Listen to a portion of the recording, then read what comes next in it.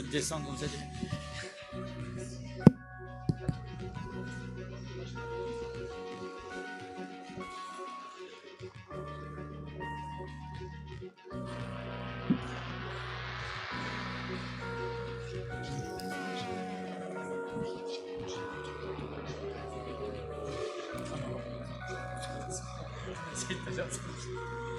Non, on a l'appli, tu vois, de général du festival, comme ça se fait. Et dedans, il y a un mode, ça s'appelle aussi questionnaire live.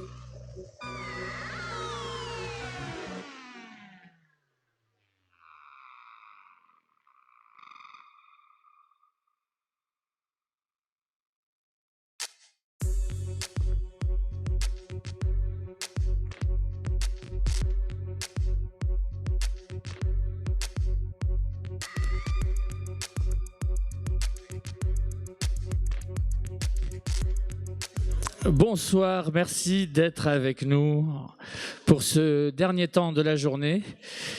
Le dernier, mais pas le plus petit. Nous retrouvons à cette tribune Julien Chopin, cofondateur de l'agence, du collectif. Déjà, je ne sais pas, souvent, vous êtes un collectif agence Oui, disons les deux. Encore heureux.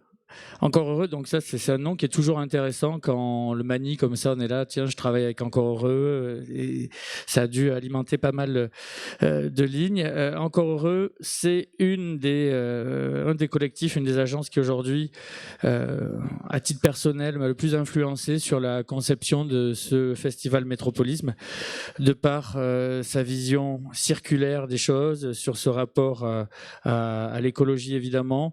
Un fait, moi, qui m'a particulièrement marqué, c'est ce que vous aviez fait au pavillon de l'Arsenal il y a quelques années, et qui de là m'avait fait un peu tilt en disant tiens, effectivement, la question de l'espace public est pas juste quelque chose qui va de soi, mais ça peut se penser avec une vraie éthique qui va du moment de la décision jusqu'au moment de la conception finale.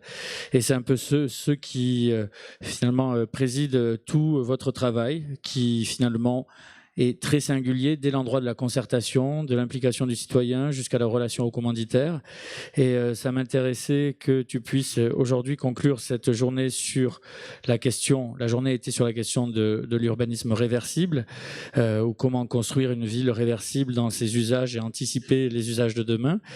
Mais plus globalement, c'est plus une rencontre inspirationnelle pour voir à travers le travail d'Encore heureux, les quelques exemples que tu as envie de mettre en exergue, comment on peut aller vers une architecture plus collective, plus écologique, plus éthique sans doute aussi.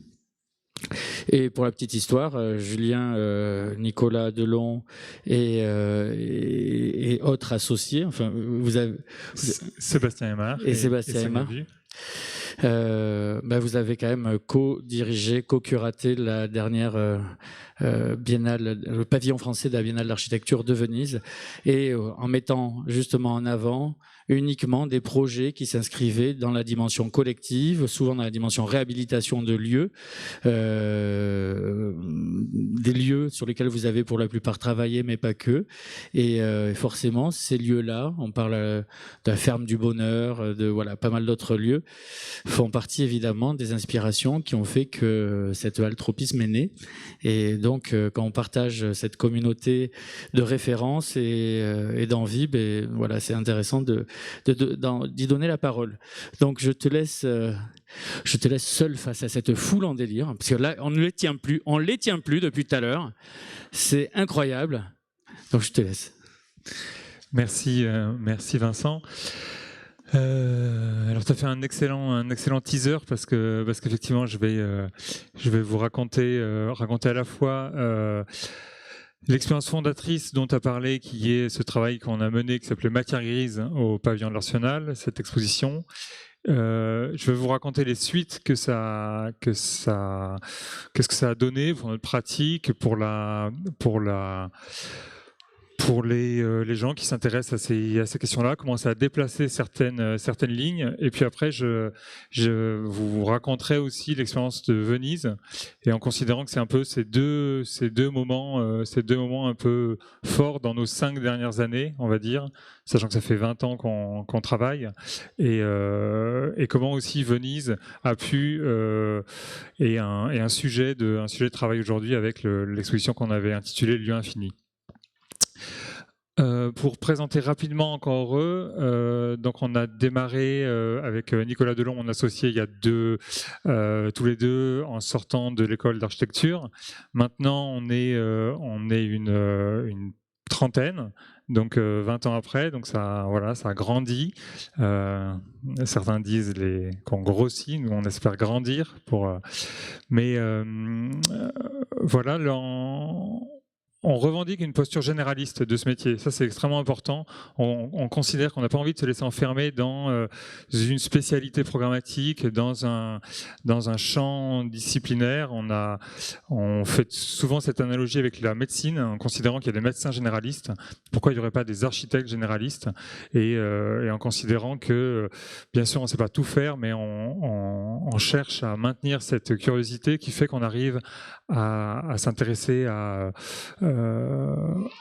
à beaucoup de choses, et en tout cas en essayant de revendiquer cette posture des gens qui regardent les choses en système et qui regardent les liens entre les choses. Je pense que, je vais en parler sur les questions écologiques. Je pense que ce regard systémique, il est central. Toutes les théories qui sont parfois décriées de la collapsologie, elles ont pour moi l'intérêt d'être transversales et de faire des liens entre des choses qui sont éloignées. Donc ça, c'est quelque chose qu'on revendique de plus en plus on avance. J'avais prévu de faire une présentation en 4 parties, avec ces première partie sur les questions artistiques, les premiers travaux qu'on a faits, ensuite comment on est arrivé à l'architecture. Et finalement, j'ai décidé de supprimer ces 2 parties qui sont des travaux plus anciens et qui raconteraient comment on en est arrivé là. Et j'ai direct allé aux 2 dernières parties qui, à mon avis, sont plus aussi autour des thématiques que tu portes ici, Vincent, que j'ai appelées les écologies au pluriel, et puis la question des communs, en disant que ces 2 notions-là, on les a articulées avec les 2 expositions qu'on a portées. C'est super, les images défilent sans que j'ai le moindre signe à faire, merci. Donc voilà une partie des collaborateurs. Donc on a installé au 104, qui est un des lieux d'ailleurs qu'on a montré et qu'on a étudié. C'est aussi en étant dans cet endroit, donc pour ceux qui le connaissent pas, qui sont les anciennes pompes funèbres à Paris, qui ont été réhabilitées par l'atelier Novembre, et puis avec l'arrivée de José Manuel Gonçalves, ce nouveau directeur en ont fait depuis quelques années un lieu très singulier où s'inventent beaucoup de choses. J'y reviendrai. Donc voilà, on est installé là. La question de l'écologie, elle commence avec véritablement, moi j'ai vraiment le sentiment que c'est une sorte de coming out écologique, en tout cas personnellement, quand on a fait ce travail colossal de se lancer dans une exposition sur le réemploi des matériaux de construction. Voilà, donc c'était au pavillon de l'Arsenal en 2014, en gros à l'invitation d'Alexandre Labas, le directeur. Nous, on avait dans nos cartons cette idée de regarder la question des déchets, qui était un peu un impensé dans le monde de la construction. On avait fait une scénographie qui était partie à la poubelle, parce que nous-mêmes, les premiers, on se demande jamais ce que deviennent les projets événementiels. En tout cas, à cette époque-là, on se le demandait pas. Et ça nous avait questionné cette idée qu'on ne réutiliserait pas les matériaux et qu'ils n'auraient qu'une seule vie. Et donc on a décidé de regarder plus précisément cette question et de voir en architecture qu'est-ce que ça voulait dire, est-ce que c'était un sujet pour les architectes, est-ce que ça pouvait permettre de faire une architecture différente, et surtout est-ce qu'à l'heure des crises écologiques, c'était une opportunité de construire différemment. Donc ça, c'est des images de l'exposition. Donc on avait décidé de présenter 75 projets dans le monde entier qui réemployaient des matériaux, donc c'est-à-dire ce qui était intéressant, c'est que ça concernait tous les lots du bâtiment. Il n'y avait pas qu'un seul, il n'y avait pas que du mobilier par exemple, ou il y avait des lots comme les fondations, comme la structure, comme la couverture, le gros œuvre, qui faisaient l'objet de réemploi. S'il te plaît, voilà. Donc ça, c'était les projets, et l'autre partie était sur la question de dispositifs et de prise de conscience sur cette dichotomie entre épuisement des ressources d'un côté et accumulation des déchets de l'autre. Donc on a demandé à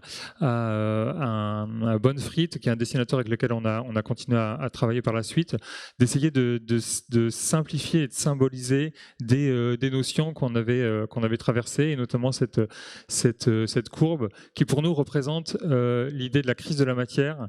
Et quand on est architecte, c'est assez frappant. Nous, toute la journée, on prescrit des matériaux. Un médecin, il vous prescrit des médicaments. Un architecte, finalement, au-delà de faire des bâtiments, il prescrit des matériaux. Et quand on a cette prise de conscience que d'un côté, les ressources s'épuisent, donc vous connaissez sûrement, maintenant c'est assez vulgarisé, la question du sable, qui est en voie de disparition, parce que le sable, pour faire le béton, c'est pas celui c'est pas le sable du désert, donc il y en a de moins en moins. Le cuivre, il y a quantité de ressources qui vont changer la question matérielle pour les architectes. Et de l'autre côté, c'est l'accumulation des déchets, avec l'idée que c'est plus facile aujourd'hui de démolir des bâtiments plutôt que de les déconstruire proprement. Donc ça, pour nous, c'est une prise de conscience assez forte. Et puis l'autre idée importante, c'est la hiérarchie de traitement des modes de déchets, c'est-à-dire qu'on a pris l'exemple de la vie d'une porte. Donc on considère qu'une porte qui est arrivée en fin de vie, elle a 5 alternatives possibles. La plus courante, c'est qu'elle est enfouie, c'est-à-dire on fait un trou et puis éventuellement on recouvre de terre et on laisse ça pour les générations suivantes. Donc c'est les mises en décharge. L'incinération, donc ça c'est aussi une très grande proportion des déchets, et pas que de nos déchets ménagers. Et puis après, il y a trois possibilités. Le recyclage, là, c'est par exemple, on va broyer la porte pour en faire des panneaux de particules. Donc on transforme complètement la matière et on garde plus du tout la fonction. Et puis il y a ces deux alternatives, réemploi et réutilisation, où soit on garde la forme de l'objet, mais pour en faire autre chose, soit on garde aussi sa fonction. Et nous, dans l'exposition, on s'est intéressé à ces matériaux qui gardent leur fonction ou qui sont détournés de leur usage, mais qui peuvent avoir plusieurs vies dans le bâtiment. On a mesuré que c'était tout à fait marginal dans le monde de l'architecture telle qu'on l'a produit, même si c'est majoritaire dans tous les bidonvilles de la planète. Voilà, les gens font ça par nécessité.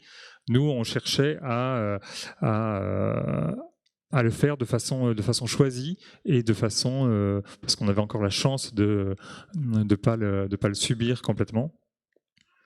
On a aussi, en travaillant avec des historiens, on s'est rendu compte que cette idée était vraiment pas nouvelle et que c'était juste un bon sens qu'on avait perdu, et que vous connaissez tous ces églises et ces châteaux qui ont été démolis et dont on a utilisé les pierres pour faire d'autres constructions.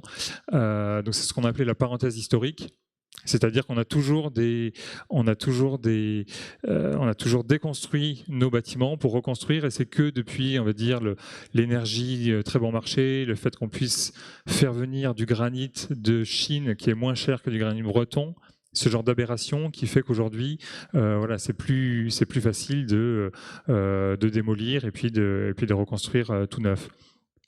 Et donc on a le sentiment qu'on va sortir de cette parenthèse historique, qu'il va falloir se remettre à déconstruire les bâtiments, à diagnostiquer les bâtiments, à faire des inventaires ressources, des diagnostics ressources et non des diagnostics déchets. Là je parle sur la question réglementaire, et pour pouvoir construire différemment. Ensuite, une autre idée forte, c'est aussi des questions de hiérarchie. Et on proposait ce principe du mix matériotique. Donc c'est une forme de bon dosage ou de bon cocktail pour concepteurs. L'idée, c'est qu'en priorité, on devrait, selon moi, utiliser des matériaux biosourcés. Donc, je ne sais pas si vous êtes familier de ce terme-là, mais c'est les matériaux qui ont été vivants, d'une vie végétale ou animale, donc par définition renouvelables. Ensuite, les matériaux réemployés, les matériaux recyclés qui demandent plus d'énergie pour être transformés, et puis les matériaux dits fossiles, en tout cas qui sont pas renouvelables à l'échelle humaine. Et ça, c'est important d'avoir cette sorte de trame pour ensuite se dire comment développer une attention à la matière différente. Donc ça a peut-être l'air d'être assez technique. Vous verrez après, je vous montrerai plus d'images de réalisation. Mais en tout cas, et ça a l'air d'être déconnecté de toutes les questions sociales et contextuelles, mais ça nous semblait être le fondement, la racine de notre métier qu'il fallait questionner aujourd'hui pour faire différemment. Il y avait une partie de l'expo, donc un quart de l'expo qui était très déprimant. Parce que c'est cette question, quand on plonge dans effectivement ces déchets, dans ces 2,5 terres dont il faudrait disposer si on voulait continuer notre mode de vie, la consommation de métal dans le monde, c'est des choses qui sont assez déprimantes. Moi, le premier, j'ai travaillant sur cette expo, c'était assez dur quand on navigue dans les déchets et qu'on passe des épluchures, par exemple, et du compost, et du fait qu'un tiers de nos poubelles sont des matières qu'on devrait pouvoir composter et qui ne le sont pas, ou maintenant ça a un peu changé, mais donc ça c'est un petit bout de la chaîne, et c'est des déchets qui durent très peu de temps. Et quand on regarde les déchets, l'autre bout de la chaîne, c'est les déchets nucléaires, et qui sont pour des centaines de milliers d'années. Et quand si vous connaissez le projet de Bure à Cigéo, la poubelle nucléaire, quand on se dit qu'aujourd'hui on continue de construire des pyramides, en fait, on construit des tombeaux, sauf qu'on construit des tombeaux pour enfouir nos déchets, mais c'est des vraies réalités alors là c'est peut-être pas des architectes, mais en tout cas des ingénieurs vont construire. C'est l'équivalent de la totalité des galeries du métro parisien, ce qu'on va construire à Bure dans la Meuse. Voilà, ça c'est 2 exemples, les épluchures et puis les déchets nucléaires, pour voir que cette question de l'impensé de ce qu'on jette est une question centrale pour des architectes qui transforment la matière. Et finalement, nous, ce qu'on fait, c'est ça, c'est agencer des matériaux différemment dans une configuration particulière. Là, voilà, vous êtes assis face à face, enfin, un peu de ce côté-là, mais en tout cas, il y a des configurations particulières. Voilà ce que fait un architecte. Finalement, il ne fait que mobiliser de la matière, la transformer pour générer des usages. Voilà, on avait des dispositifs aussi pour montrer ça. Par exemple, c'est 1 mètre carré, ce qui est généré en déchets pour 1 mètre carré de construction neuve. Donc, c'est se rendre compte que même la construction neuve, elle génère des déchets. Voilà, des proportions entre les déchets de la construction et les déchets ménagers et déchets industriels. Donc c'est bien les déchets de la construction qui font quasiment 3/4 des déchets en France. Et puis surtout, ce qu'on présentait, une fois qu'on a fait tout ce constat bien sombre et bien noir, on montrait des alternatives, des architectes qui, avec des maîtrises d'ouvrage et des clients et des contextes particuliers, qui mettent les mains dans le cambouis et qui démontrent qu'on peut faire différemment. Donc je ne vais pas passer en revue tous les exemples, mais on a des gens qui, par exemple, là, le chevron, le gros chevron posé verticalement, c'est un fragment d'un ancien ponton d'un bâtiment près d'un canal, et l'architecte a récupéré les pontons les pontons qui étaient dans les poteaux du ponton dans le canal pour en faire la façade de son bâtiment. Donc ça génère aussi des architectures différentes, des architectures qui sont souvent soit expressives dans une sorte d'expressionnisme, soit au contraire un réemploi invisible où on ne sait pas que c'est du réemploi. En tout cas, ça fait des architectures différentes, ça c'est sûr. Et en tout cas, nous, ça mobilise aussi quantité d'autres savoirs, et notamment l'idée de la conception par réaction. Et on pourrait faire l'analogie avec la cuisine, c'est-à-dire qu'un architecte, en tout cas nous, on n'aime pas tellement la page blanche. On trouve que c'est trop même si on a eu souvent la chance d'avoir des cartes blanches, mais la page blanche, c'est quelque chose qui est trop déconnecté, où on n'est que tout seul face à ses doutes et ses affreux, à savoir comment on va faire la façade. Moi, je préfère avoir des contraintes, avoir des comme quand on fait la cuisine, voilà l'analogie que je cherchais. On ouvre son frigo, il y a des restes, et puis qu'est-ce qu'on fait avec ces restes? C'est une conception, je trouve que je trouve plus fertile. En tout cas, c'est une conception qui m'intéresse. Donc ça, c'était la théorie. Ce qu'il faut dire, c'est que cette exposition, enfin, Vincent t'en témoignait, je pense elle est arrivée à un moment où ces questions-là étaient balbutiantes en France, avec certains autres. Il y avait d'autres pays qui étaient plus en avance. Je pense à la Belgique, je pense aux États-Unis, je pense au nord de l'Europe. Cette exposition a eu un accueil c'était assez étonnant, mais à la fois bien sûr de la jeune génération, des étudiants, mais aussi beaucoup de professionnels qui se sont dit qu'on ne pouvait plus faire de la même façon. Donc on a eu l'opportunité de faire des expériences, des expérimentations. Je vais en présenter 3. Donc ça, c'était déjà maintenant il y a quelques temps. L'Hôtel de Ville de Paris et la maire de Paris voulait un salon de coworking pour les élus dans l'ancien salon qui était un des salons prisés de Bernadette Chirac, c'est l'actualité.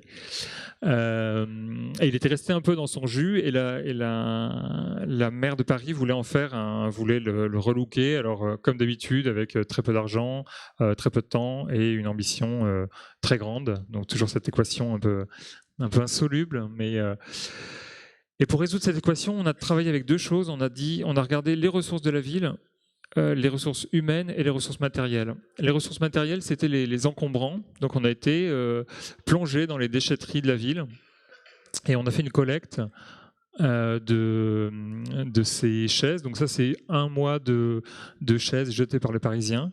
Donc c'est juste que le flux existe, il suffit juste d'extraire les choses, de demander à ces gens qui sont, de les valoriser en quelque sorte, et de dire qu'ils sont là au cœur de la ressource et qu'ils ne sont pas juste des gens qui ramassent et qui remplissent les bennes, mais que ces gens qui travaillent là peuvent être mis à contribution.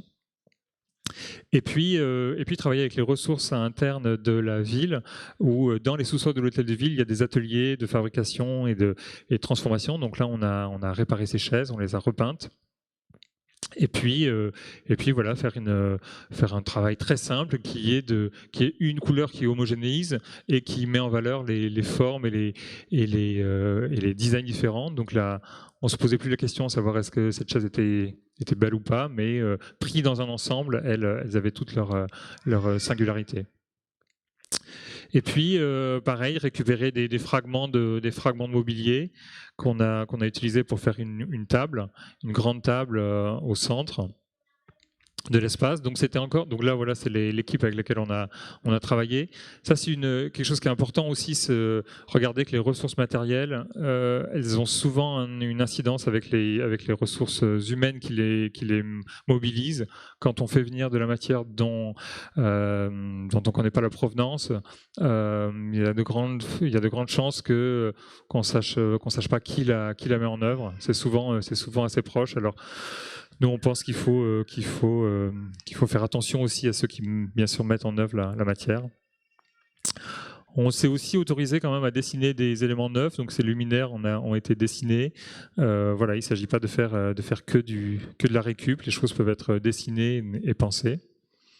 On a fait des banquettes avec des portes. Donc c'était là encore l'échelle du mobilier, on va dire du design, ce qui était assez, on va dire assez facile, notamment sur toutes les questions de réglementaires et normatives, mais c'était notre première approche de la question. Ensuite, on a été un peu plus loin avec le projet du pavillon circulaire, qui est, si tu peux, voilà, qui était à l'occasion de la COP 21. Où la ville de Paris voulait un démonstrateur du réemploi de matériaux qui soit un pavillon temporaire qui puisse exprimer cette idée-là. Donc pour répondre à ça, on a fait une carte des gisements et on a essayé de faire d'aller à la pêche tout simplement aux matériaux pour dessiner ensuite notre projet. Donc on avait un gabarit, mais le projet est vraiment né de la matière qu'on a trouvée. Donc par exemple, on a trouvé si tu peux. Ensuite, voilà, donc on a trouvé des portes d'un immeuble où ils changeaient toutes les portes pour mettre des portes blindées. C'était des portes des années 30 qu'on a récupérées. Donc on a récupéré plus d'une centaine de portes. De l'isolant qui provenait d'un centre commercial qui avait subi la grêle, et donc il y avait une partie de la toiture qui était abîmée, mais comme la logique d'assurance veulent qu'on change tout, alors qu'il y avait qu'une partie qui était abîmée, donc on a récupéré tout le reste, donc pour l'isolation, du platelage de l'événement Paris-Plage. On a continué à travailler avec les encombrants pour le mobilier, et puis des luminaires déclassés. Et donc le gisement principal était donc ces portes palières, comme je le disais, d'un immeuble de Paris Habitat. Donc étaient voilà des portes magnifiques, élégantes, en bois qui naturellement, parce qu'il n'y a pas de filière instituée, c'est trop compliqué et c'est plus simple de les envoyer à la poubelle. Donc on a donc ça c'est une maquette, les premières maquettes du projet où vous voyez que la forme même du bâtiment, le calpinage de la façade, le dessin de la toiture vient des dimensions du matériau qu'on trouve. Donc c'est une façon de se laisser guider par ce qu'on trouve et de se laisser surprendre aussi. Jamais on aurait dessiné une façade comme ça et une typologie comme ça si on est tout seul face à son dessin. Donc le chantier qui a été aussi fait avec différents services de la ville. Donc ça aussi, on se rend compte que c'est des projets qui mobilisent parce que les ouvriers retrouvent un certain sens à leur métier. Quand on leur dit qu'on va récupérer des choses qui auraient dû être jetées, ils comprennent ça parfaitement. C'est un bon sens qu'ils ont complètement. Et il n'y a pas besoin de faire de grands discours sur l'empreinte écologique. Ils comprennent ça parfaitement. Et l'intérieur aussi, donc 80% des matériaux sont des matériaux de réemploi. Les 6 messes d'exposition, enfin les murs, les parois sont composées d'anciennes 6 messes d'expo. Le sol aussi, c'est les anciennes 6 messes de l'exposition matière grise. Les plaintes, c'est des tasseaux qui provenaient d'une façade de l'architecte Rudy Ricciotti qui avait fait un bâtiment. Il restait du surplus. Voilà. Et surtout, notre volonté, c'était de dire que c'est pas une architecture de peu. À l'intérieur, c'est difficile de voir qu'est-ce qui a été réemployé. Et puis, on a fait surtout ce grand dessin qui racontait toute la provenance de la matière. Et puis avec des animations, il y avait aussi un atelier de cuisine avec le chef Pierre Sang autour des restes, comment cuisiner les restes. Donc ça, c'est ce que je racontais tout à l'heure sur le lien avec la cuisine. Et puis un des derniers projets qu'on a livré, où là on est un peu plus avancé aussi, donc on rentre vraiment dans le bâtiment et dans la question technique. Donc c'est un projet dans le cadre de Réinventer Paris, où si tu peux mettre l'image, merci. Donc c'est l'ancienne préfecture Morlan qui est derrière, qui va être transformée par l'architecte David Chipperfield pour en faire tout un programme de logement, d'hôtels, de divers équipements. Et nous, on a fait cette maison du projet devant, qui est construite à partir des éléments qu'on a prélevés du bâtiment de l'ancienne préfecture, et notamment toutes ces fenêtres, ces châssis. Donc on a monté sur une nouvelle ossature bois. Et donc comment faire un mur rideau avec des fenêtres existantes, donc c'était du double vitrage, donc ça avait c'était possible de le faire thermiquement. On a réemployé aussi les radiateurs pour faire tout un réseau d'eau chaude qui est chauffé avec un poêle à bois. Et voilà, et faire la démonstration qu'on peut tout à fait faire des bâtiments en réemployant les matériaux, et que c'est pas cantonné à soit d'autres géographies, soit d'autres économies.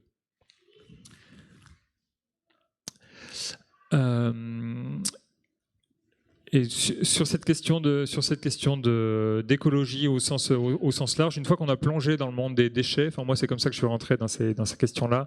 C'est vrai qu'ensuite il y a tous les autres fils qui arrivent assez vite. Et là je voulais juste montrer deux projets qu'on a fait qui sont plus des projets artistiques, mais qui racontent ce qu'on cherche aussi à défendre par d'autres médiums. Là, je vous avais montré le médium de l'exposition où on vulgarise, on essaie de donner envie, de travailler sur le désir, et puis d'autres fois travailler juste sur le sensible.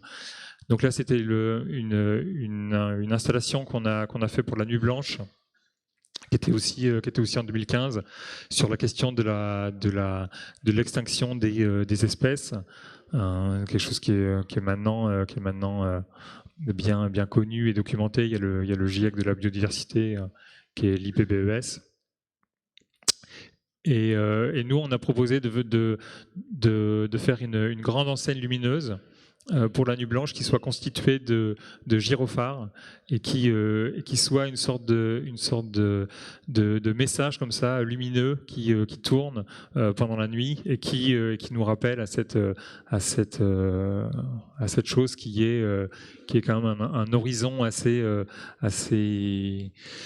dur quand on veut bien le regarder en face. Et c'est bien sûr l'extinction de la biodiversité, mais on en fait largement partie. Et ce qui était assez beau, c'est qu'il y avait un mélange comme ça de fascination et c'était comme près d'un feu. Il y avait ça tournait, c'était assez hypnotique. Et c'était pour nous plutôt de s'accommoder de ce mot et de vivre avec ce mot, comme il y a d'autres mots un peu obus. Il y a le mot effondrement dont j'ai parlé aussi au début, qui a été, vous l'avez vu dans la presse cet été, qui a été à la fois beaucoup utilisé, beaucoup décrié, mais qui est ce genre de mots obus, mais avec lesquels il faut malgré tout qu'on vive et qu'on mette qu'on travaille, qu'on questionne. Et puis donc ça c'était il y a 5 ans, et maintenant quand on parle d'extinction, moi il y a bien sûr, c'est plus un seul mot, mais pour moi maintenant c'est extinction rébellion, qui sont ces activistes avec ce message assez clair qui est de dire quand l'espoir termine ou quand l'espoir se finit, l'action commence. Bon voilà, en tout cas, on a posé il y a 5 ans ce mot-là, et je trouve qu'il est particulièrement à propos quand il est juxtaposé à la question de la rébellion. Et puis une autre notion aussi qu'on a rencontrée pendant ce travail, c'est l'idée de l'overshoot. Donc en anglais, le jour du dépassement, vous savez, c'est ce jour qui est calculé par une ONG américaine qui indique la date à laquelle l'humanité a épuisé son quota de ressources naturelles que la planète peut régénérer en une année. Et là, c'est la version de 2019. Ce qui est assez intéressant, c'est que c'est pas une date dans l'absolu, bien sûr, mais que c'est toujours la même question des inégalités, et que cette date, elle est très différente en fonction des pays. Et donc là, vous avez les pays. Certains pays qui sont déjà en dépassement alors qu'ils sont au 2e mois de l'année, et puis d'autres, quasiment à Noël, ils ont toujours. Donc c'est pas très lisible, mais si, disons peut-être les premiers et le dernier, le Qatar en premier, et puis l'Indonésie en dernier. Ça montre bien que ces questions de climatiques et autres sont des questions avant tout des questions d'inégalité et d'injustice. Et donc pareil, c'est la même chose que pour extinction. Comment travailler avec ce mot impossible à regarder en face? Et donc on a proposé une version un peu ludique, où on a fait un grand manège. Donc c'était pour un festival au Luxembourg. Donc on a fait un manège de balançoire, c'était dans un parc qui avait une topographie comme ça un peu ondulée, et on a fait une enseigne sous laquelle se balancer, donc pour aussi considérer que voilà, il ne s'agit pas de se résigner, on peut continuer à vivre, c'est juste qu'il faut en avoir conscience. Et donc on avait cette juxtaposition de pour nous, cette épée de Damoclès, et puis cette chose insouciante et ce plaisir juste de se balancer. Voilà pour la première partie. Je ne sais pas si c'est dans les tempos, ou je ne sais pas quelle heure il est. Donc vous voyez le travail qui vient d'un travail à la fois de recherche et un travail intellectuel qui ensuite rencontre une pratique et rencontre surtout des commanditaires qui ont envie de nous faire confiance pour mener des expérimentations. C'est vraiment ça. Nous, depuis le début avec Nicolas, on a eu ce conseil sortant de l'école de dire qu'il fallait soi-même cultiver son propre accès à la commande, et c'est-à-dire développer son propre jardin secret, jardin intérieur, et qu'il fallait se faire confiance. Et puis les choses qu'on a au fond de nous, qui sont fragiles, il faut les travailler, il faut les mettre sur le métier. Et puis ensuite, c'est peut-être parce qu'elles sont les plus fragiles, les plus enfouies, qu'elles sont les plus précieuses. Et quand elles arrivent dans le réel, souvent elles rencontrent d'autres sensibilités. Ça, je crois beaucoup à ça. Et donc dans cette même idée, on a proposé notre candidature à la Biennale de Venise avec le titre Lieu infini. Donc juste pour expliquer, parce que vous n'êtes peut-être pas tous familiers de cet événement. Donc avant, c'était une distinction honorifique, c'est-à-dire qu'on donnait à un architecte, à la fin de sa carrière, on lui offrait la possibilité d'être commissaire du pavillon français, de représenter la France. Et depuis 2 ans, c'est un appel d'offres, donc c'est ouvert, et c'est des dossiers. Et donc on a répondu, et il y a une thématique chaque année qui est donnée par des commissaires généraux, et là la thématique c'était Free Space, donc l'espace qu'on a traduit nous un peu par espace libre, la liberté en architecture. Qu'est-ce que c'est que est-ce qu'il y a des espaces libres? Qu'est-ce que serait une liberté pour qui? Pour l'architecte, pour les usagers, et on a proposé d'étudier, de présenter, de regarder ce qu'on appelait des lieux infinis, c'est-à-dire des lieux qui inventent pour nous des alternatives et qui développent des formes de liberté pour affronter toutes les transitions dans lesquelles on est empêtré. Donc ça, c'était juste pour. Donc on est dans un jardin, au Giardini, à Venise. C'était l'image du pavillon. Il y a une année, c'est la Biennale d'art, une année, c'est la Biennale d'archi. Et si tu peux revenir juste avant, voilà. Et donc ça, c'était quand on est arrivé. Donc on est nommé commissaire. On va sur le site faire des repérages. Et il y a le pavillon de Xavier Veillant qui est encore installé, qui était magnifique, et c'est d'ailleurs étonnant. Les artistes font souvent des œuvres architecturales.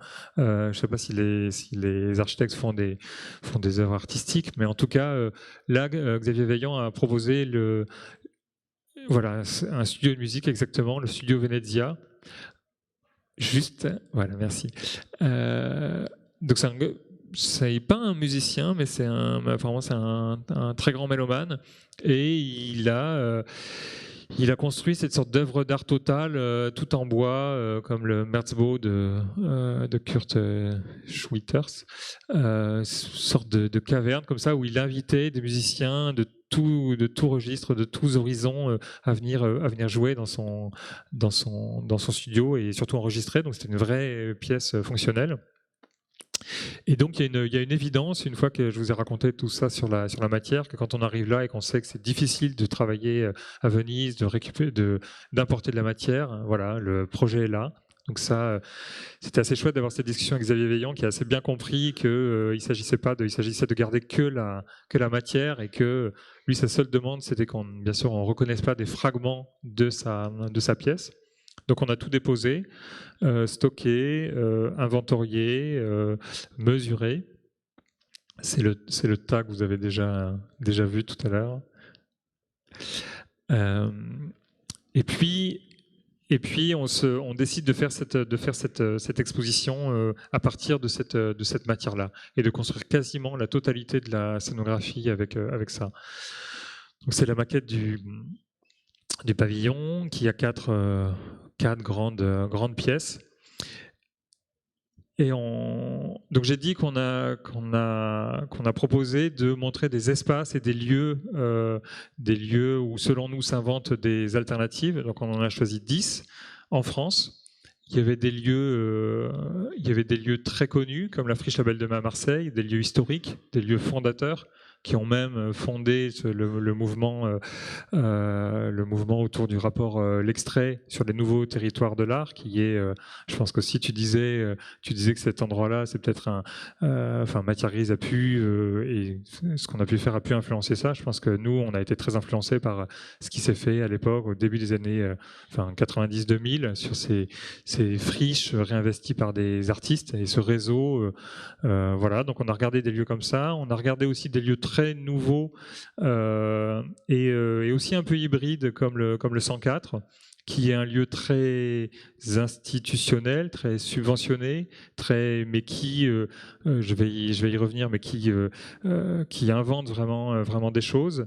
Il y avait un habitat participatif. Les Grands Voisins à Paris, qui est la plus grande opération d'urbanisme transitoire. Et on a fait comme ça une sélection de lieux hétérogènes, mais qui, englobés sous l'appellation qu'on leur a donnée, lieu infini, et qui n'est pas... on ne voulait pas les appeler des tiers-lieux, on voulait un nom plus poétique, et pour raconter l'idée d'un lieu qui se construit sur lui-même, qui est toujours en processus.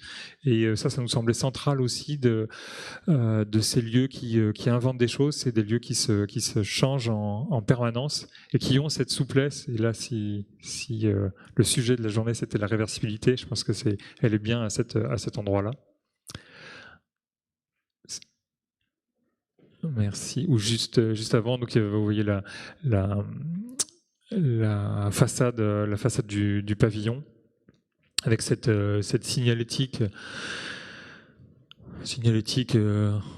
fluo, qui était, si tu peux passer les images suivantes, qui était juste une référence à l'image d'après.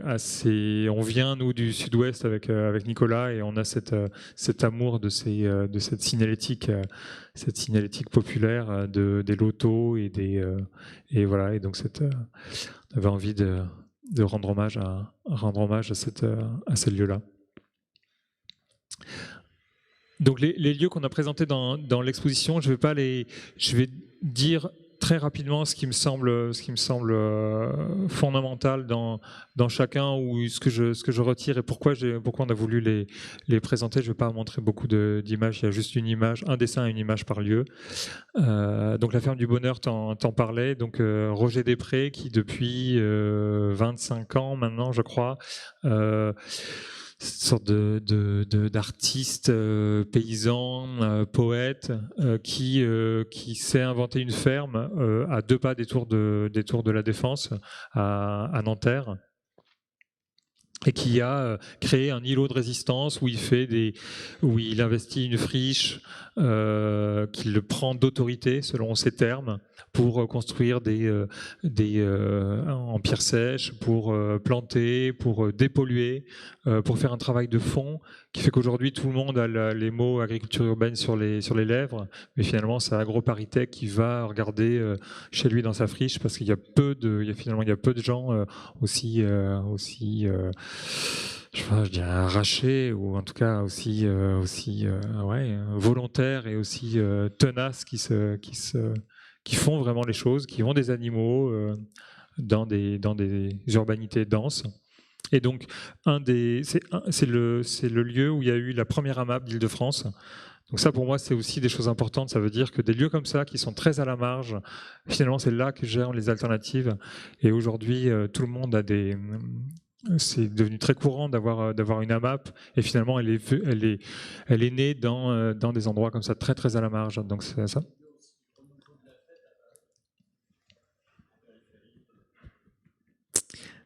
Donc en tout cas, c'est de voir que c'est des fragilités ou des choses qui peuvent être déconsidérées un temps. Finalement, elles ont une... Oui, tu disais effectivement le lieu de la fête, c'est un endroit qui mixe aussi beaucoup de choses. Il y a effectivement la fête, mais il y a les animaux, mais il y a il y a la cuisine. Il y a un lieu assez incroyable, très très précaire, mais qui tient. Et surtout qui est autoconstruit aussi. Il a construit son Favela Théâtre, qui est un bâtiment qu'il a construit à partir de poteaux télégraphiques, qui est, je trouve déjà juste le mot, et c'est pour moi une pièce d'architecture magnifique, qui est une architecture vernaculaire, faite de peu, mais qui est bien sûr en dehors de tous les canons de l'architecture, mais qui pour moi est une vraie pièce d'architecture.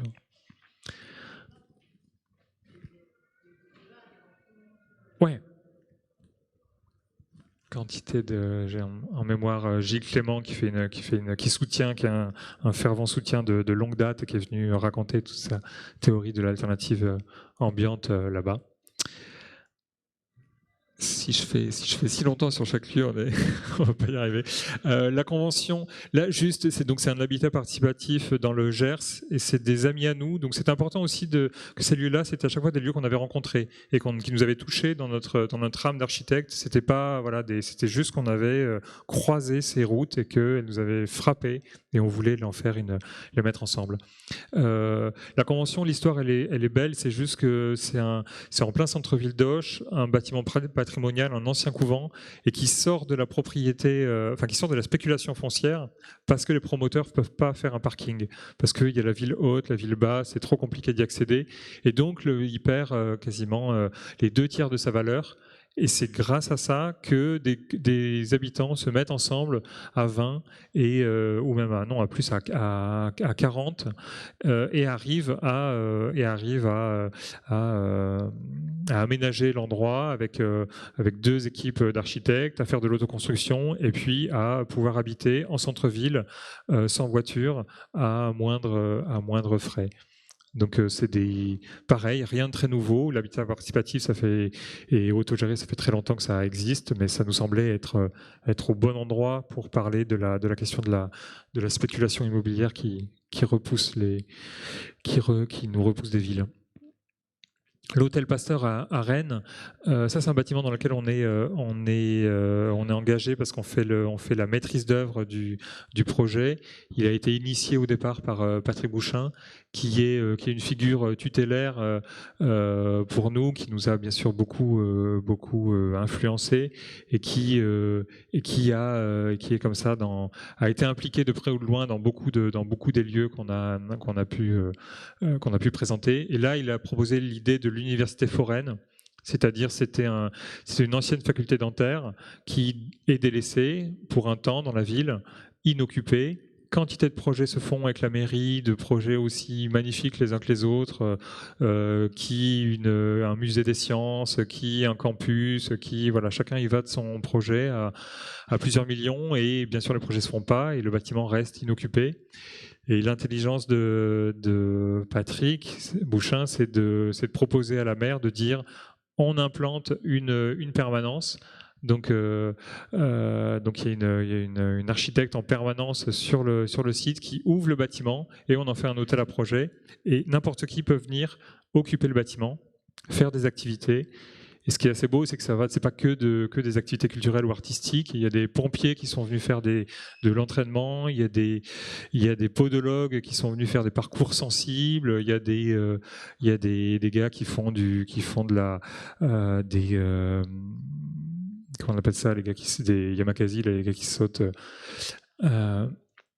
Du parcours, qui sont venus s'entraîner, des étudiants en architecture qui sont venus utiliser les lieux pour faire leur diplôme. Et la seule condition, c'était de laisser une trace de son passage.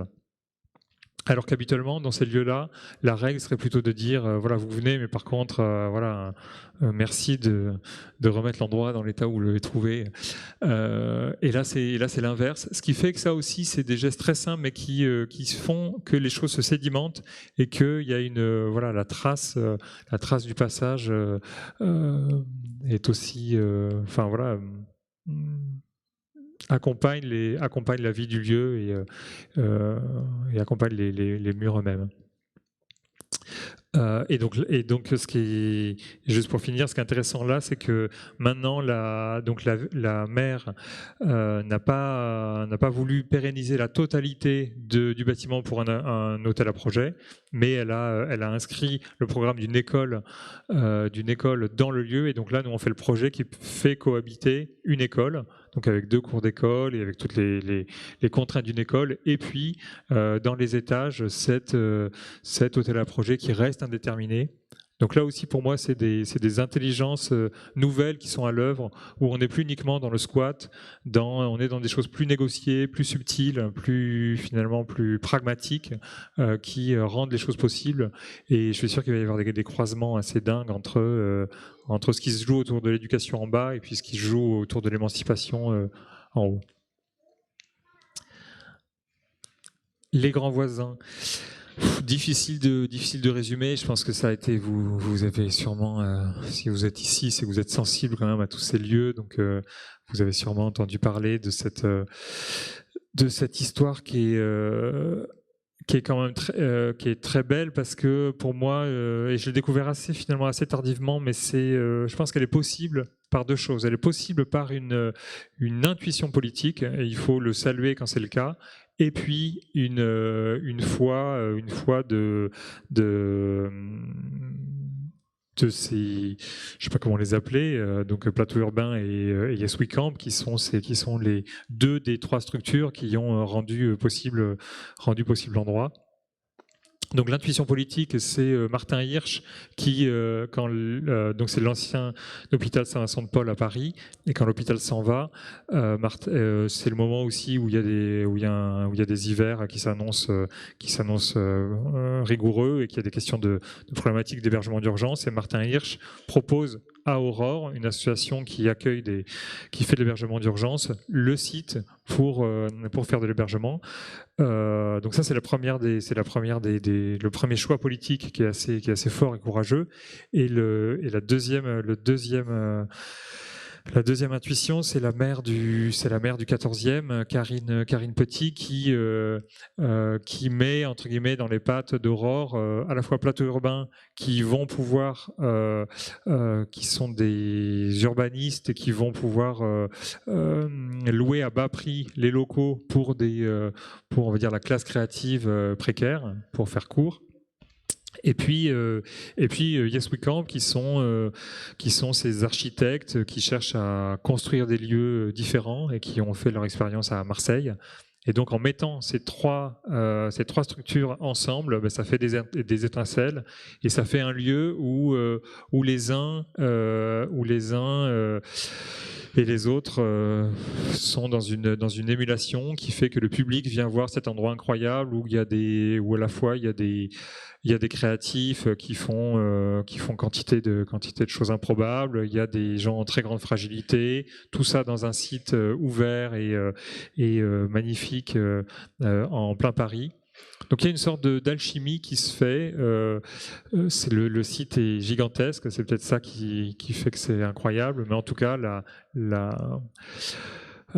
mayonnaise prend, et moi, deux leçons que je retiens de ça, parce que je suis sensible, en tout cas c'est ça qui m'intéresse, c'est les toutes petites alternatives, et une que je regarde frémir, c'est la question de les gens qui cherchent à réinventer la monnaie et toutes les monnaies locales. Je pense qu'à l'heure des questions de finances dérégulées, ça me semble, les gens qui se redemandent comment on peut faire des monnaies locales, ça me semble pertinent. Et là, ils ont inventé une monnaie temps, Donc, c'est-à-dire que les exclus pouvaient, en échange de services de gardiennage, de nettoyage ou de petits services, avaient une monnaie temps et pouvaient ensuite disposer de la ressourcerie, pouvaient s'acheter pouvaient avoir un repas au restaurant.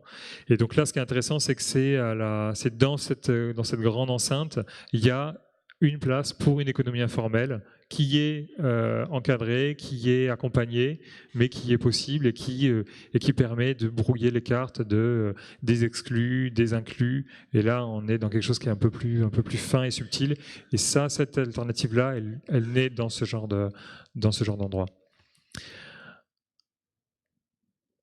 La friche Label de Mai, là, la belle histoire, c'est une sorte de filiation entre architectes.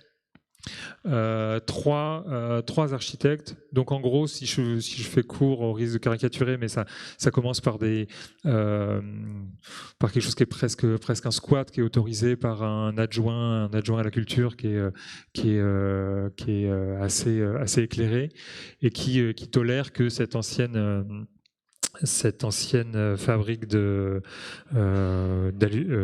et de cigarettes, je ne sais plus la CETA, voilà, soit occupée par des artistes. Et puis, donc se monte une association et Jean Nouvel devient le président de la structure et il invente ce terme qui est le PCPU, le projet culturel pour un projet urbain. Et il considère il défend auprès des autorités le fait qu'en mettant la culture dans des endroits comme ça, c'est le meilleur levier pour ensuite accompagner la transformation de la ville. Et on considère qu'on commence par la culture et ensuite tout le reste suivra. Et donc, s'il accompagne ce projet pendant un certain temps, il fait confiance à Mathieu Poitvin, qui est cet architecte qui se revendique un architecte frichier, c'est-à-dire qu'il a travaillé pendant extrêmement longtemps dans cet endroit, savoir comment on peut le transformer petit à petit, comment on peut le percer, comment on peut l'ouvrir sur le quartier. Et donc il fait ce travail très fin et très long et très subtil de transformation d'une friche. Donc ça, c'est sur le long cours. Et puis la dernière figure, donc c'est Patrick Bouchain, qui arrive au moment où Marseille est capitale européenne de la culture, et c'est le moment aussi où peut-être que Marseille gagne aussi parce qu'il y a ce projet innovant. Je pense que ça a joué. Il y a de l'argent qui arrive, et donc on peut transformer le site de façon un peu plus confortable. Et donc, il prend plutôt la casquette du maître d'ouvrage, mais il accompagne la transformation. Et donc, nous, c'est à ce moment-là qu'on a pu faire une petite aire de jeu et qu'on a rencontré l'énergie assez incroyable qui se déployait dans cet endroit-là. Est-ce que je suis arrivé au 10e? Pas encore. Le 104. Juste là, ce qui est intéressant, c'est que on est dans le 19e arrondissement à Paris. 100 millions d'euros de travaux pour réhabiliter le bâtiment, qui sont les anciennes pompes funèbres. La réhabilitation est magnifique, faite par l'atelier Novembre. Rien à dire, très beau projet, très fonctionnel. Et puis, première équipe, l'équipe, peut-être qu'elle a essuyé les plâtres, ou je leur jette pas la pierre, mais en tout cas, il n'y a pas d'adhésion avec le public. C'est un bide, personne n'y va. On est censé aller y voir la création en train de se faire. Il y a des ateliers d'artistes ouverts au public. Et puis rien se passe, il n'y a personne, ça prend pas. Et puis on commence à dire, ben voilà, on a jeté de l'argent par les fenêtres, on a la gauche caviar, la culture. Et puis une nouvelle direction arrive et fait deux gestes. Tu peux peut-être montrer l'image comme ça. Ouais, voilà, bon, on voit pas le lieu. Mais fait deux gestes, c'est-à-dire qu'elle retourne l'accès du côté de la cité, c'est-à-dire il y a la cité Flandre juste à côté des grandes tours. Et donc, alors qu'avant, on était au 104 rue d'Aubervilliers, et là maintenant on entre 5 rue Curial. Donc elle s'adresse à son quartier. Ça, c'est le premier geste que José Manuel Gonçalves fait, le nouveau directeur. Et ensuite, il laisse la place aux pratiques spontanées, et il accepte des pratiques spontanées, c'est-à-dire que vous pouvez venir faire du tai chi, du jonglage, du hip-hop, du tango. n'importe quelle pratique à partir du moment où elle peut être sonore, mais où elle respecte plus ou moins les autres. Elle est tolérée, elle est acceptée, elle est même encouragée, et donc ces grandes halles deviennent une sorte de cours des miracles où on a quelque chose qui est assez beau, une vraie idée de la mixité sociale telle qu'on peut la rêver, où on a une impression de mixité sociale. Et moi, ce qui m'intéresse beaucoup, c'est que c'est très construit tout ça, et que c'est pas on ouvre les portes. Là, si on ouvre les portes et on dit voilà, venez faire ce que vous voulez, mettez du son. En fait, ça marche pas comme ça. Là, ce qui est très beau, c'est que tous les jours, les agents de sécurité, donc il y a beaucoup d'argent qui est mis dans la sécurité du lieu. On doit ouvrir son sac à l'entrée. C'est peut-être des restes de Vigipirate. Bref, il y a beaucoup de monde qui fait tourner le lieu, et les agents font un reporting quotidien des activités qui se passent. Ils font des photos et c'est documenté, et chaque semaine, ils regardent tout ça, ils analysent et ils font cohabiter les pratiques. Ils font un travail très humain, de coexistence de ces différentes activités qui sont dans le lieu. Et ça, c'est assez beau parce que ça veut dire que quelqu'un qui est un agent de sécu, il a un autre rôle et il participe à ce que le lieu fonctionne. Il n'est pas juste là à être debout payé, comme disent les Africains, juste pour voilà. Ça va? Le 6B.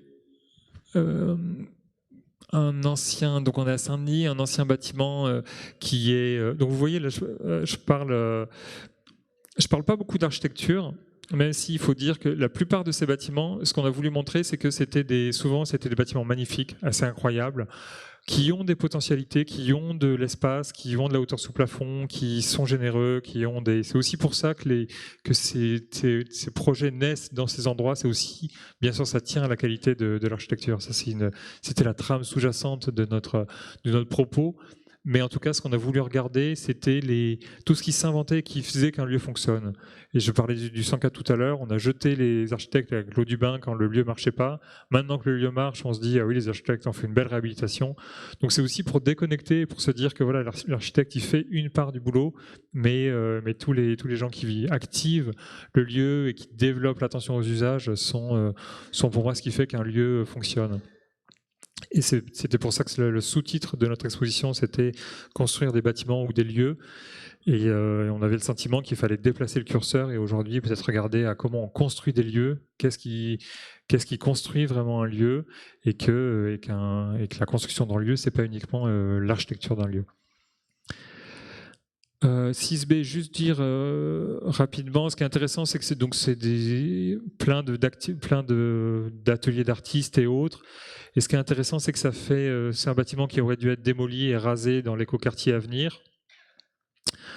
Julien Belair, un architecte, fait un deal très intéressant avec le propriétaire, réussit à négocier des loyers très bas, et du coup fait émerger toute une communauté de créatives à Saint-Denis, et on voit apparaître des musiciens, des plasticiens et autres, et on se rend compte qu'en gros il y a un vivier, un territoire, et on sort de la stigmatisation de ces territoires juste parce que on a une parenthèse un peu financière qui permet de faire éclore quelque chose. Et ce qui est intéressant, c'est que dans l'écoquartier à venir, du coup le lieu est pérennisé.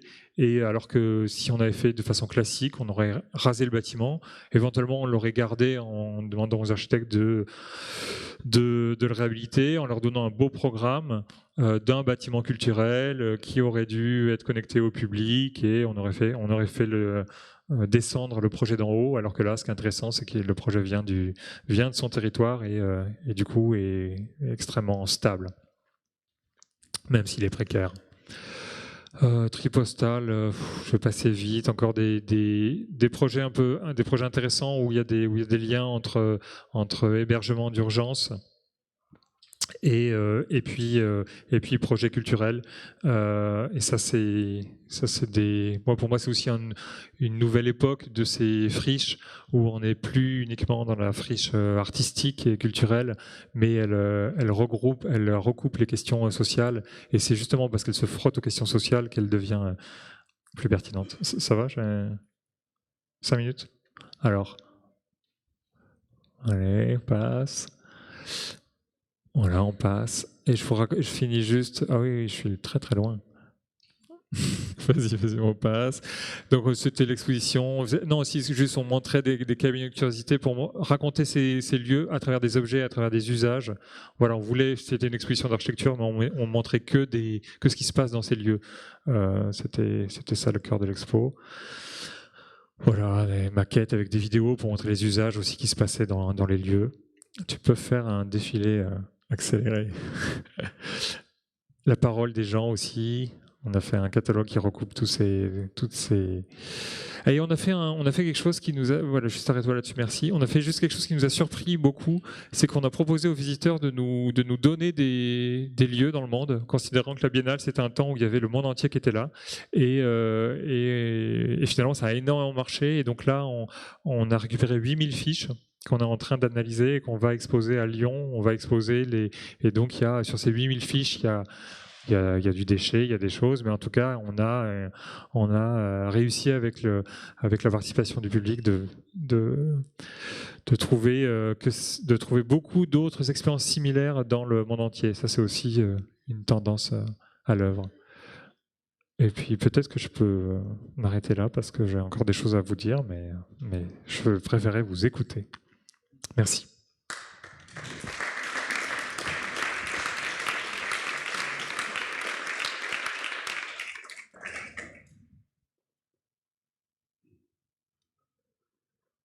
Merci, hein, beaucoup. Tu verras dans les fiches, il y en a une petite, il y a écrit la altropisme, c'est moi qui l'ai mis, mais c'était pas encore construit ici. J'avais dit, bon, ouverture prochainement, mais tu vois, bon. On va pas pouvoir faire très longtemps. Elle a été identifiée, on a fait une image et elle sera présente dans la Il faut que tu viennes à Lyon le 7 novembre, au Hall du Faubourg. Génial. On va pas pouvoir faire très longtemps parce que on a autre chose après et il va falloir que le service de sécurité vous foute tous dehors avec des matraques et tout. C'est ça aussi un lieu ouvert, c'est un lieu un peu autoritaire. Donc, mais on peut quand même s'autoriser une ou deux questions. Et là, la question surgit de l'ombre, voire même du poil. Merci. Une question toute bête. J'ai beaucoup aimé vos pavillons en matière recyclée, mais une fois que le pavillon ferme ses portes et disparaît, que redeviennent ces matières recyclées ? Excellente question. Ça c'est effectivement on a mis beaucoup d'énergie pour arriver à faire ce bâtiment-là, à le faire exister, parce qu'effectivement je vous le présentais de façon assez simple, mais ça va à rebours de, même si la mairie était derrière nous et nous portait, beaucoup nous accompagnaient, mais il faut quand même déplacer des montagnes. Et par contre on n'a pas réussi à déplacer les montagnes pour lui trouver une seconde vie. Il devait être déplacé et aller sur un terrain être une sorte de le lieu des boulistes près d'un terrain de boules. Donc on a fait différents scénarios pour le transporter. On pouvait le transporter avec gabarit routier et finalement il a été démonté, déconstruit et malheureusement les matériaux n'ont pas eu une troisième vie. Voilà. Donc ça on va dire que c'est la limite de l'exercice. Par contre, sa valeur était une valeur presque de communication. C'était avant tout affiché dans l'espace public. Et là, pour le coup, on revendiquait le côté de faire une architecture entre guillemets spectacle et une image, et produire cette image, ce qui a rempli son objectif. Mais c'est vrai que sur la vertu totale du cercle, on n'y est pas. Par contre, on a réutilisé une partie de ce gisement des portes dans notre propre atelier au 104. Et là finalement, et d'ailleurs, et ça aussi c'est des leçons et on apprend en marchant, c'était beaucoup plus pertinent de le faire à l'intérieur parce que voilà, les portes n'avaient pas besoin d'être traitées et fonctionnent très bien, et donc on a ces portes qui sont utilisées comme portes et comme cloisons dans un bâtiment, et la vraie fonction durable finalement c'est celle-là. Là ça avait encore l'écueil du projet événementiel et éphémère.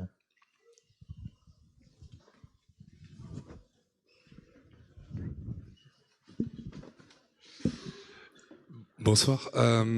J'aimais bien dans l'exemple que vous donniez du 104, le fait qu'une des actions principales qui avait pris la nouvelle direction, c'était l'ouverture sur son quartier.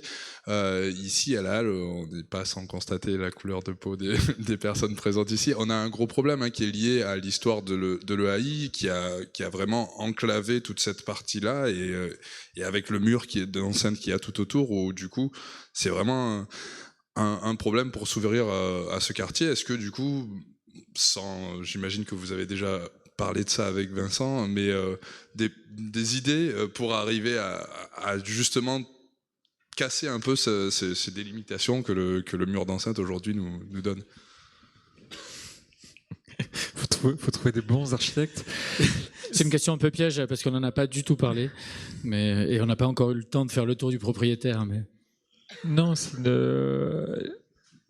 une question qui se pose aussi, et je pense encore la friche La Belle de Mai à Marseille, qui j'ai l'impression, et c'est un peu ce genre d'échelle de très je vois pas, mais j'ai quand même l'impression que c'est un très très grand site, et donc il y a cette enceinte. Enfin, à Marseille c'est ça aussi. En plus il y a de la topographie un peu, et qui fait que à Marseille c'est quand même encore vécu comme un endroit dans lequel on va.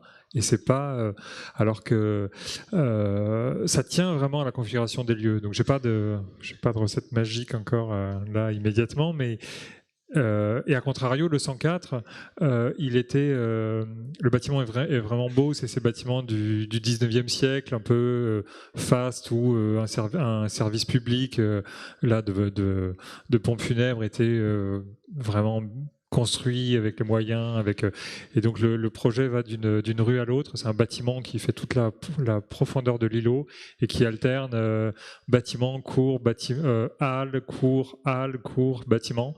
Donc c'est vraiment toute une séquence qui a été vraiment pensée comme une traversée. Donc bien sûr, il fallait que l'entrée soit la bonne, mais le lieu, c'est déjà un endroit qu'on traverse. Même naturellement, on le traverse. Donc finalement, l'intelligence aussi a été d'accompagner cette espèce de flux naturel. Et après, là, ici, c'est sûr qu'il faut, je pense, inventer d'autres choses. Il y a quand même toute la question des usages qui est quand même aussi centrale, et qui fait que c'est pas forcément les configurations construites, mais c'est aussi les usages qui...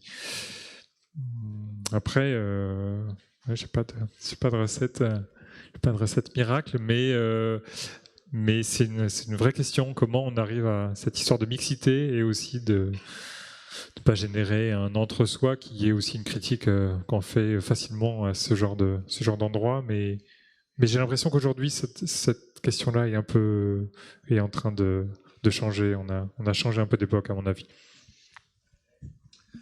Je me lance pas sur cette discussion parce qu'il faut que je vous foute dehors. Donc, merci beaucoup à Julien de nous avoir fait l'honneur de cette présentation.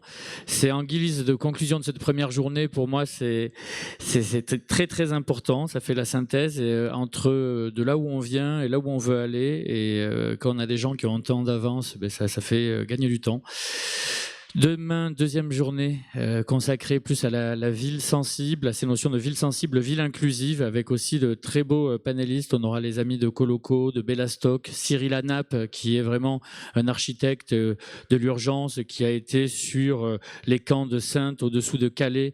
Voilà, on parlait de Julien Belair et du 6B, qui lui-même, Julien Belair, voilà, ça fait partie des 2, 3, 4 grands architectes de l'urgence. Ça fait écho à l'exposition qui vient de s'achever il y a 2 jours à la fenêtre, qui s'appelait Shelter, sur la question des abris, dans lesquels on pouvait voir une installation de Encore Heureux notamment. Donc cette question, elle est évidemment présente tout au long de cette académie, qui continuera aussi après-demain avec Rien à voir. C'est le projet HUT, Human at Home, comment penser la question de l'appartement du futur, avec un appartement expérimental dans Montpellier qui est épié au quotidien par 13 laboratoires de recherche qui viennent autant des sciences humaines, sociales, dures, électroniques, chorégraphiques. Enfin, il y a vraiment tout le monde s'intéresse à cet appartement pour voir les usages potentiels de demain, mais aussi voir vers quoi il ne faut pas aller demain. C'est ce qui est peut-être le plus intéressant. Et on finira samedi cette académie avec la question de la ville face au climat, comment penser la ville avec 3 degrés de plus. Et d'ici là, on a des vernissages tous les soirs. Demain soir, 13 portraits d'agriculteurs urbains de la métropole qui renouvellent le rapport à l'agriculture urbaine. Après-demain, on vernit notre jardin tropisme, pensé par Stéphane Place, parrainé par Gilles Clément. On vient d'apprendre malheureusement qu'il ne pourra pas venir parce qu'il a eu un décès très proche, il y a 3 jours, malheureusement. Donc voilà, mais la soirée est maintenue et il y a plein de choses ce soir-là. Et le festival continue comme ça jusqu'au 13 octobre. Merci à tous d'avoir assisté à ces échanges. À demain, j'espère.